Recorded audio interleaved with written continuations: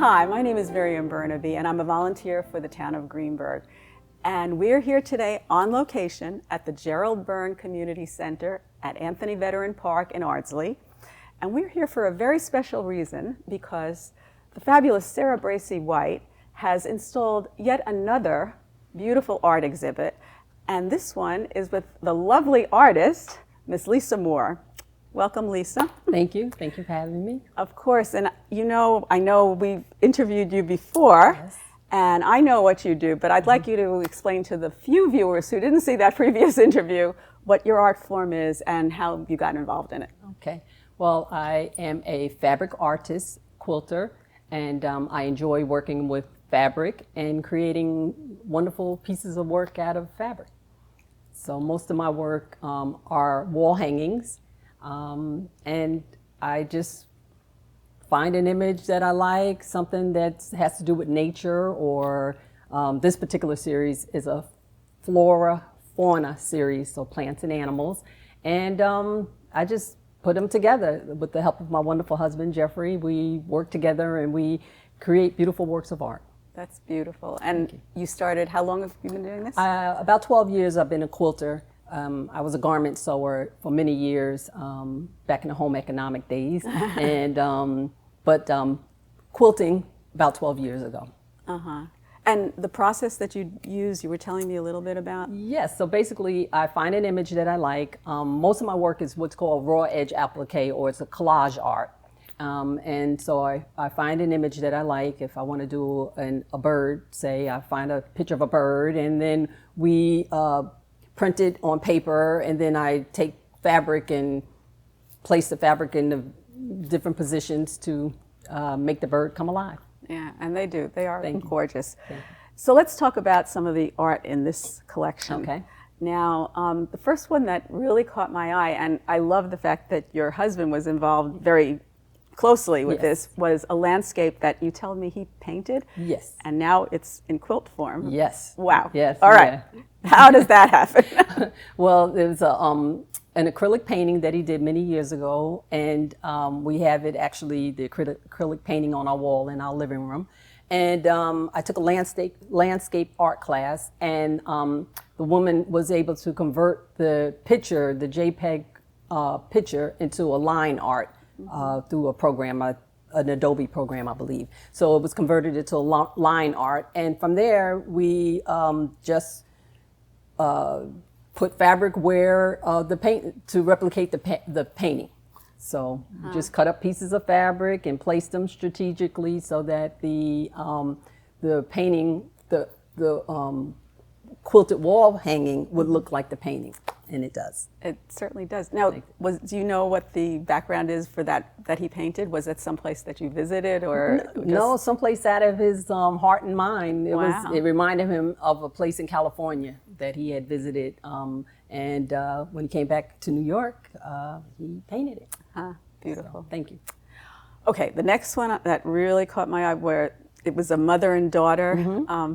Tell me about that one. Yes. That was a challenge that I did with my group, my online group, Quilt Africa Fabric Tribe. It's a lady named Miriam. Her name is Miriam. She's from Abuja, Nigeria, and she has an online quilting group. And so we do different challenges over the year, during the course of the year, and this particular one was done around Mother's Day. And so the challenge was just to take the image and do what you want with it, and so that ended up being my interpretation of a mother and child. I love the jewelry. Yeah, so I embellished it with little pearls and rhinestones and whatnot to bring out her beauty, and Yeah, that was great. So how often do you meet with that group? We meet monthly, actually, online monthly. We do different blocks of the month or different challenges that, so we meet pretty regularly, and we become a nice little family of quilters. We share the love of quilting. A lot of the ladies make actual bed quilts, or functional quilts, was what you would call them. But I tend to gravitate toward art quilts because they're smaller and I can get them done faster, and so I enjoy doing art quilts. So do you share them with each other on Zoom? Yeah, yes, we do. We Zoom every month. We have a Zoom and we do show and tell on that's Zoom, great. and so we're able to share what we're doing and how our projects come out, and she posts them online, and so it's turned out to be a wonderful community of quilters. And how many people typically come online we month? We have about 20 of us or so. Maybe some months more than others, but we meet monthly because we also do what's called the block of the month. So this year we're doing a safari theme, and so each month we have an animal. And so for September it was a zebra, so I just finished my zebra. And yeah, we share and we encourage one another, and so it's a wonderful community. Wow, lovely. Well, the next one that I want to talk about, the next piece, is that beautiful butterfly. Yes. And you said that means something special to you. Yes. My mother, may her soul rest in peace, she loved butterflies and she loved purple. And so in honor of my mom, all my work has a butterfly. It's either on the front or the back, or, but I always incorporate a butterfly somewhere. Oh, that's so nice. Yeah, so I just, like I said, she loved purple and she liked butterflies. Yeah. And so that one, I think of my mom. Yeah. And that one's named Purple Papillon. Oh, beautiful. Oh, I love that. I didn't know that you added a little Yes, butterfly. they all have a on all of them. name. Most of them have I gave them a name. Yes, Yeah. they do have a name to them. No, but not also that you added a little butterfly on each piece. Yes. That's kind of cool. In the back of with my signature, there's a butterfly. Ah, very nice. And then there's another one that I saw that was dedicated to your grandmother. Yes. So tell me about that one. Yes, my mother's mother, she loved red and she loved elephants. So this particular elephant is called Majestic Magaline, and my grandmother's middle name was Magaline. And so that's why that piece is named that. And so as I did it, I thought about my maternal grandmother, may her soul rest in peace. And so those. I love that one. And I love that other little elephant too, you know? Yeah, that was just, so when I was planning on doing this, when I was asked to have some work on display here, I wanted to come up with a theme, and so that's where the flora and fauna theme came, and then I just started trying to do plants and animals to make it cohesive, but then I ran out of some pieces, so I had to throw in some other pieces just to add to the display. Now, you talk about that group that you're online with. Are you involved with any groups that are local that you get support? Yes. I have a quilting guild in Scarsdale, Village Squares Quilters. Very nice bunch of ladies that we meet monthly on Tuesdays, and we meet for a couple of hours, and we do charity quilting. Nice. So we donate quilts to different organizations locally, Bedford Babies and Linus groups, and so wherever the need is, we everybody will make something and donate. So I meet with them monthly, and it's a nice bunch of ladies. It's so wonderful how, when you get involved with something, how it expands and you make friendships, and it's just a really very special thing. It's nice because, we thrive off of community, and we should be able to share with people that share things in common with one another. And just the fact that all of us ladies that I meet with virtually and, in person, we share love of quilting, and, so I'm grateful for having those ladies. Absolutely. When people see your work, what kind of emotions do you want to evoke in them? Ooh.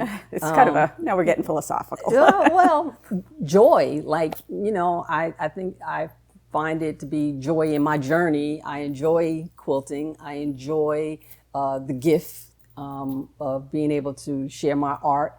I enjoy the fact that I have a great partner who helps me with it. He's fantastic. And so I'm always happy. And then the response that I hear from people is like, oh my goodness, it's so beautiful. And so my pieces are usually brightly colored because I love fabric and I love colors. And so I just want people to feel, happy. We're living in some very difficult times, and so if anything that somebody can see something and it makes them feel happy, then it makes me feel happy to know that it evokes a sense of joy. And I think they do. Thank you, thank you. And finally, what do you think the role of art is in society? How do you feel about the role of art? Very important, especially like in the schools. I know budgets are tight, and programs have to get cut from schools and whatnot. But it's so important if a administration, a school can keep arts in the program, because it helps children to grow. It helps them to understand that not everybody's going to be a doctor or lawyer or whatever. And if they have a talent and a gift, that they should be able to hone in on it and explore what it is that makes them happy and sets them apart from maybe someone else. And so art is important, and it's very subjective, because something beautiful to you might not necessarily be beautiful to me, but someone will find beauty in the art that you do. And so I'm grateful. I never thought of myself as an artist until recently, but I'm grateful that I'm on this journey now, and that I have the opportunity to do what I enjoy doing. Absolutely. And so I hope that people will always explore what it is that they enjoy doing in the form of art.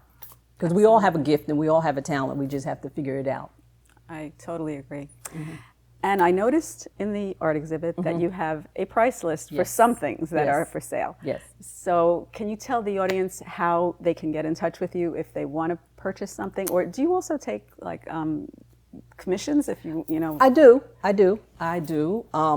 Basically my phone number and my email address is the best way to contact me. I don't have a website. Everyone keeps saying, you need a website. You do need a website. And I'm still a little, I'm not there yet with that. Okay. But I supposedly have an Instagram page that is not really, I haven't been able to keep up with it. But anyway, my email and my phone number is on the price list here at the center. Okay, so everybody come and see this beautiful exhibit. It is outstanding, and you'll find out how to get in touch with Miss Lisa Moore.